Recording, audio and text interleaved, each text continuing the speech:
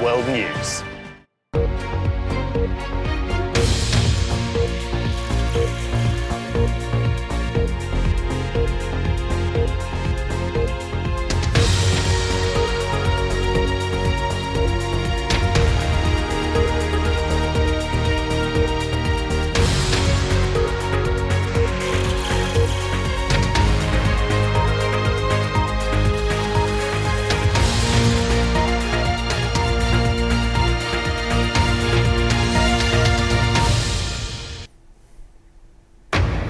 This is BBC World News. I'm James Reynolds. Our top stories.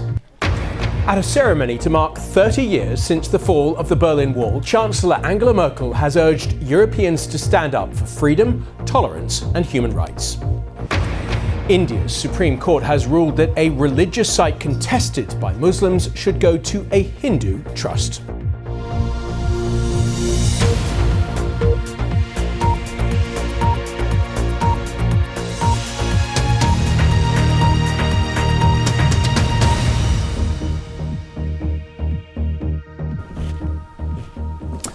Hello and welcome to BBC News. Germany's Chancellor Angela Merkel has used the 30th anniversary of the fall of the Berlin Wall to issue a rallying call to Europe.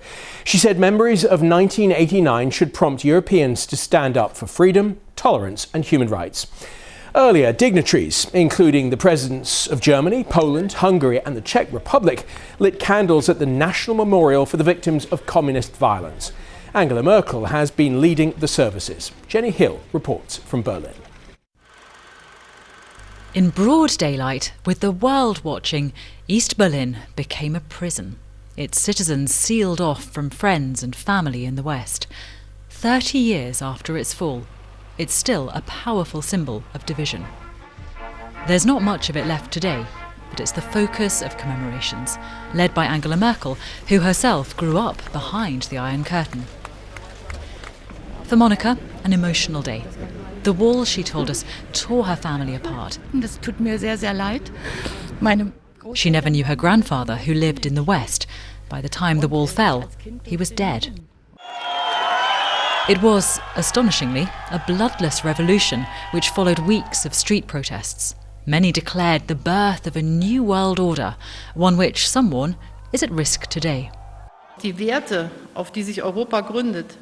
The values upon which Europe is founded, freedom, democracy, equality, rule of law, the preservation of human rights, they absolutely cannot be taken for granted and must constantly be defended. Today is a bitter-sweet day for Germany. It's about commemorating hardships endured, freedoms won, but also a chance to reflect on the divisions of today. Solemnity. But later there'll be celebration too, to mark an iconic moment which shaped the world as we know it today. Jenny Hill, BBC News, Berlin.